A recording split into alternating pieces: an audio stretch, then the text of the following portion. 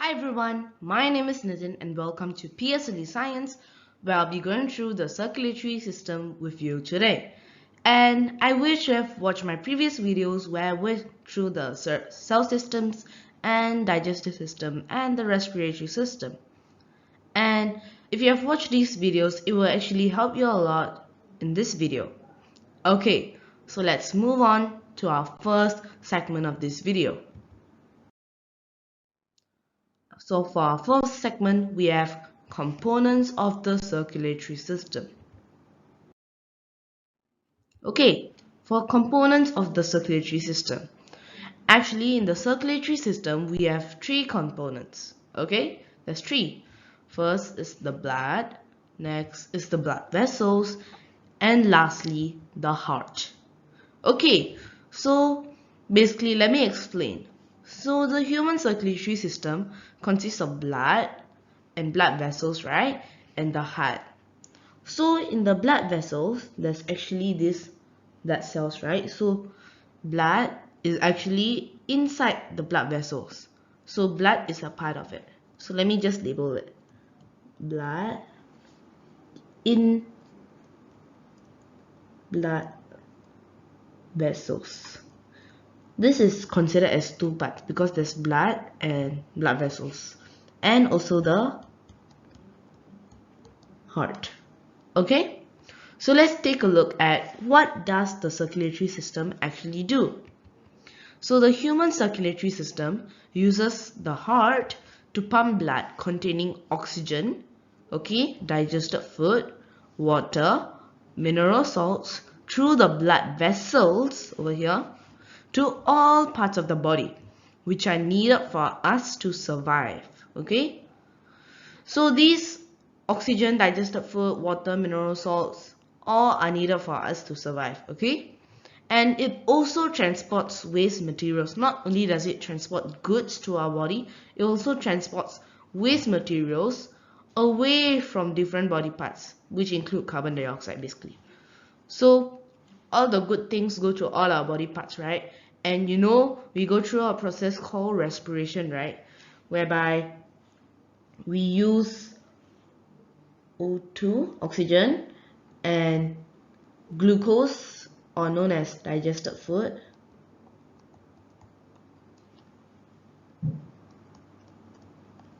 So you are using O2 plus digested food, right? So the outcome is it will give us energy. Sorry, I wrote emoji. It will give us energy, okay? It will give us energy, and it will give us CO2, which is carbon dioxide. So this is a waste material. When we get the good thing, right, we make a good thing for ourselves, but it also produces waste materials over here, like carbon dioxide. So this will be transported away from our different body parts. Okay, so I hope you understand that. So let's move on to our second segment of this video. The second segment is circulation of blood around the body. Okay, let's take a look at it. So basically, for the circulation of blood around the body, we have a diagram, okay? So this is the diagram, and I'll explain to you each and everything. So first, it starts at the lungs, right? It starts at the lungs. Then we go to blood at point A. So all this A, B, and C is just blood at point A. So this is number 1, number 2, number 3 is the heart, number 4 is blood at point B, then number 5 is all parts of the body, number 6 is also all parts of the body because after the body parts use it, right, they give off something, and then it's blood at point C, so 7, then it's the heart again, is 8, then this is 9, and then the lungs is 10. So the start is number 1. Okay, so let's take a look at the lungs first. The lungs, we can take a look at the ending and the starting. So let's read it first. So for the lungs, at the lungs, the exchange of gases takes place. Okay, if you have watched our respiratory system video, you should know this by now. Okay, so the lungs is where the exchange of gases take place, whereby oxygen is absorbed through the lungs into the bloodstream. Okay, so that is where it goes to the heart. Okay, carbon dioxide passes from the bloodstream into the lungs because our body uses the oxygen and it will give off carbon dioxide because of respiration, right? So it passes through the bloodstream into the lungs and is exhaled. We need to release the waste materials and take in the good materials. Okay, so I hope you understand that. So for the next part, let's take a look. So after the lungs, right, so basically the lungs we are done with, the ending and the starting. The ending is the carbon dioxide passing and the starting is oxygen absorbing. Okay, so this is the start and this is the end. So in the lungs we have talked about the start and the end. So let me just erase the things for the lungs. So lungs is done. Now it is blood at point A. It's number 2. So blood at point A. So the blood is rich in oxygen. That means it has a high oxygen content and is poor in carbon dioxide. That means it does not have as much carbon dioxide. Okay. Compared to the blood at B, C and D, the blood at A has the most amount of oxygen and the least amount of carbon dioxide. So this is the not just the rich, but it is the richest in oxygen and poorest in carbon dioxide. Okay, so I hope you understand that. So now let's take a look at the next one, which is the heart. Okay, so I forgot, I haven't explained to you why is it the richest in oxygen and the poorest in carbon dioxide. Okay, so when we inhale, right, remember from our respiratory system video, we talked about when we are inhaling, we inhale the air outside us, and the air outside has the oxygen and a carbon dioxide content, right? So basically when we inhale, we have the most oxygen and the least carbon dioxide, and when we exhale, we have a higher content of carbon dioxide and a lesser content of oxygen. So that is why when we inhale, right, we have a highest content of oxygen, right? So that is why we have the richest, and we have the least content of carbon dioxide. That is why we have the poorest. Okay, so please do check out my respiratory system video so that you can understand better on this. Okay, so let's move on to the heart. Okay, the heart, actually some oxygen is used by the heart. Most people think that the heart doesn't need anything, right? It just passes through the heart and goes away, but it actually needs oxygen as well because it needs to respire to release energy for it to pump. If not, it can't pump. Without energy, it can't pump. Okay, so we need to understand that all our body parts need oxygen in order to respire, to produce energy for them to work. Okay, so it will pump blood to all parts of the body. So it needs oxygen to produce the energy in order to pump blood to all parts of the body. Okay, so I hope you understand that. And in this process, carbon dioxide is produced as a waste product. So you know when you are respiring, right, we produce carbon dioxide as a waste, right? So it's digested food plus oxygen, the outcome will become energy and carbon dioxide. That is why it's produced as a waste product. Okay, so let's move on to our next one, which is blood at point B. So blood at point B, let's take a look.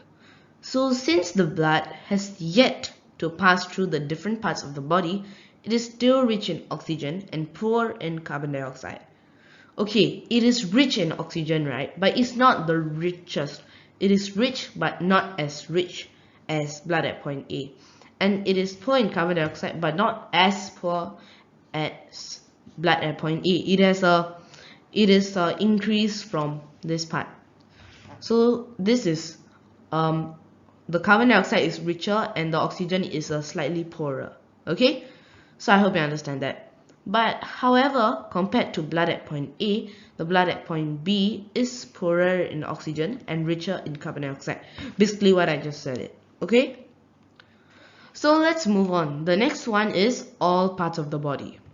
So all parts of the body. In all parts of the body, oxygen is used by the different body parts for respiration to release energy and carbon dioxide. Okay, oxygen is used by all the body parts for respiration to release energy and carbon dioxide. So at this point, right, is where most of the oxygen is used and most of the carbon dioxide is given out. Okay, so I hope you understand that. So when we go to blood at point C, make a guess. Is it still rich in oxygen? No, it should be poor in oxygen and rich in carbon dioxide, right? Yes.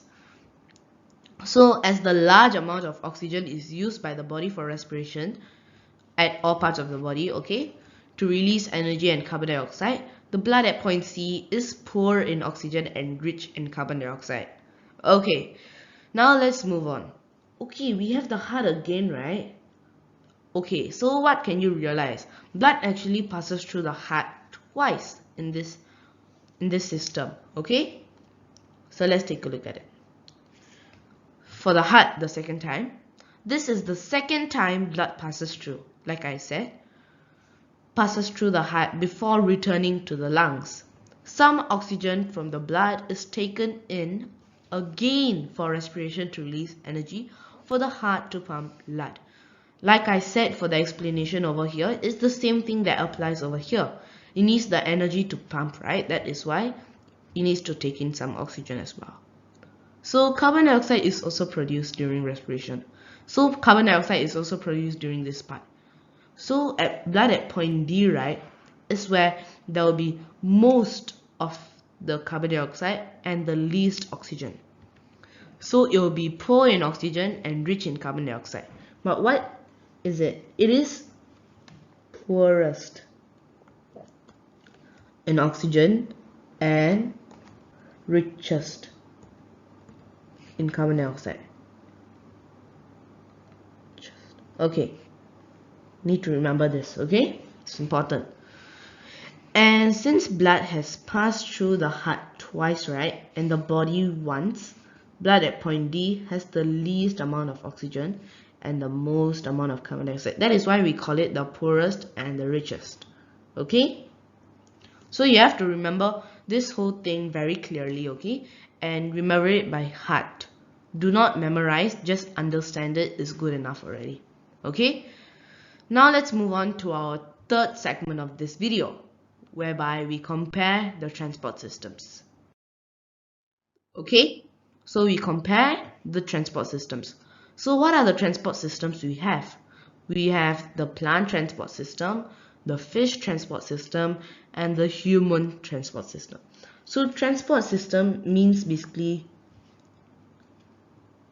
circulatory system. But then for plants, we can't actually have a circulatory system because it does not transport blood. Okay, so let's take a look at it. So comparing the transport systems, I have prepared a table here. Let's take a look. So for the comparison point, we have the substances transported, the transporting tubes, and the direction of movement of the substances. First, let's take a look at the plant for substances transported. So it transports water, mineral salts, and food. And there's no gases carried like us humans and fish do, like carrying oxygen and carbon dioxide in and out. Okay? So let's take a look at the fish and human. So fish and human actually transport the same thing, okay? It transports water, mineral salts, digested food, oxygen, carbon dioxide, and waste materials, okay? So these are the things that fish and human transport, okay? And next, for the point of comparison, for the transporting tubes, the plants transport. So the plants actually have two tubes, okay? It has one water carrying tube and one food carrying tube. It's self-explanatory. The water carrying tubes carries water and mineral salts, and the food carrying tubes carry food. Okay? So this is, I hope you understand that. Now let's take a look at the fish and human. It also transports the same thing. So blood vessels, they have blood vessels, okay? Their transporting tube is called blood vessels. Transport all the substances mentioned above. So basically water, mineral, salts, digested food, oxygen, carbon dioxide, and waste materials. Basically it's written here. Okay? And direction of movement of substances. So in the direction, right, water is transported from the roots because water is seeping from the roots, right? It's going into the roots. Let me show you. So let me take a blue color out. So imagine this blue color is water, right? It will be absorbed by the roots, and then you'll go up to this leaf, this leaf, this leaf, this leaf, and this leaf. So it basically goes up. So it actually like takes in water from everywhere, you know, because it's not enough. So this is how it transports up. So it transports upwards because the roots are always down, right?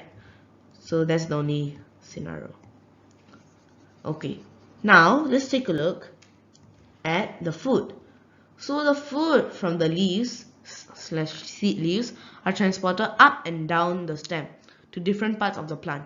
Okay, some people, right, they might challenge. So food is red color, right? So imagine, I'm going to take it as red color. So this leaf photosynthesizes and it needs to transport food, right? So it will go downwards.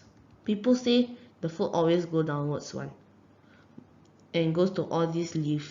But then, right, if I erase it and I take a different scenario, so imagine if this big leaf makes food, okay?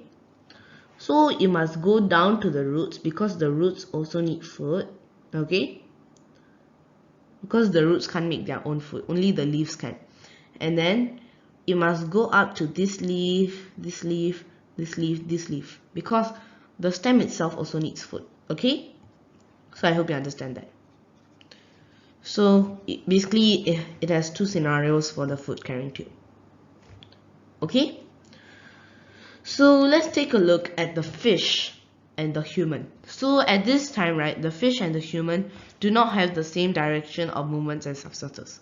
It has two different. So let's take a look at the fish first. So the fish, what we call, has a single circulatory system. Okay, what this means is that, so let me take blue color for example. So the water goes through its mouth, right? Because the fish doesn't have a nose, it must take in the water through its mouth. And if you have looked at our respiratory system video, you should know that the fish uses dissolved oxygen.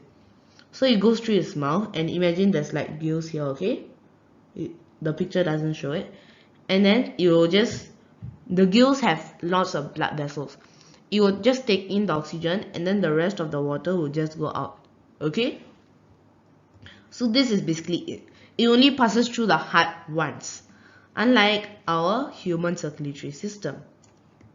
Okay, this means that substances are carried by the blood, which passes through the heart once, only once. And for the human, right, it passes through the heart twice. Remember the table, remember the diagram I showed you? Like this, let me just draw it out. So it says lungs, heart,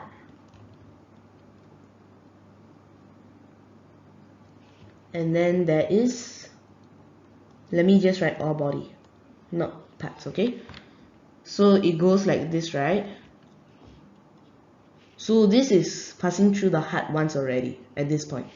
And then from here it goes to the heart again, right? So this is where it passes through the heart again. So this is where 1 and 2 happens. It passes through the heart once and twice. Okay? So I hope you understand that. So that is why there's a double circulatory system for the human.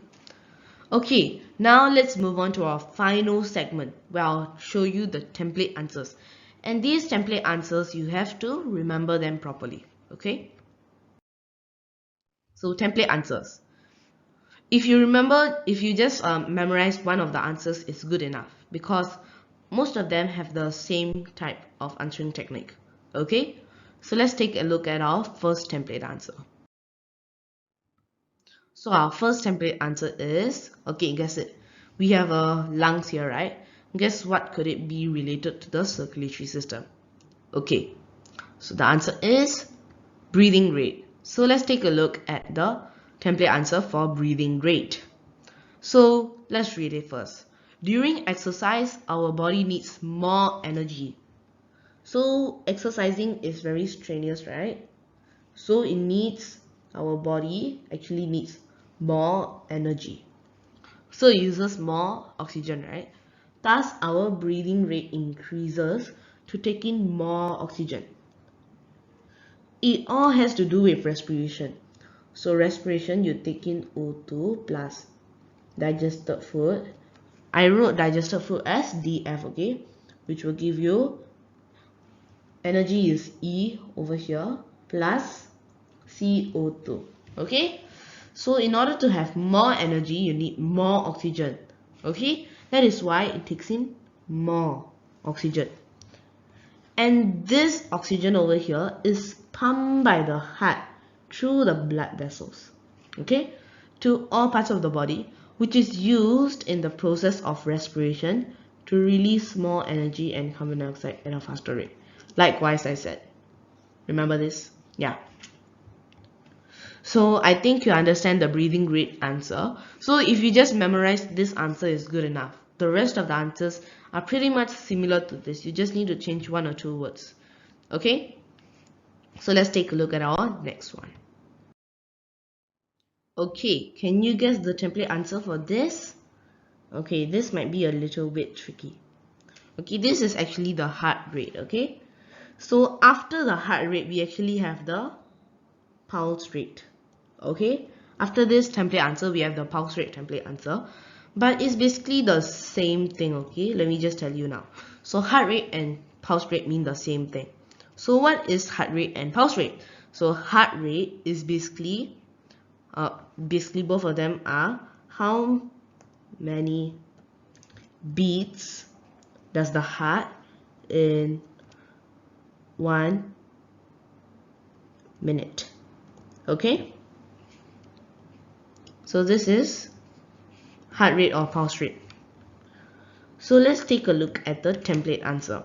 So just like the before template answer, we have the same starting. During exercise, our body needs more energy. Thus, our heart rate increases. Okay, so instead of breathing rate increases, we put heart rate increases. And instead of putting take in oxygen, right, we put to pump blood containing more oxygen and digested food faster, okay, through the blood vessels to all parts of the body. Okay, we need digested food for respiration as well, right? And this is used in the process of respiration to release more energy and carbon dioxide at a faster rate. Same thing, just that you need to change a little bit up. And then for pulse rate, let me just go through it. Okay, so let's take a look at pulse rate. Okay, so this is the template answer for pulse rate, like I said. Okay, let me just go through this a bit faster, okay, because it's exactly the same thing. So during exercise, our body needs more energy, just like I said. So our pulse rate increases as our heart pumps blood containing more oxygen and digested food faster through the blood vessels to all parts of the body. Okay, so as over here is written as, but over there is different, okay? So this is the slight difference, which is used in the process of respiration to release more energy, carbon dioxide at a faster rate. So that is it, okay? So I hope you understand the circulatory system better. And thank you and goodbye. I'll see you in my next video. Bye!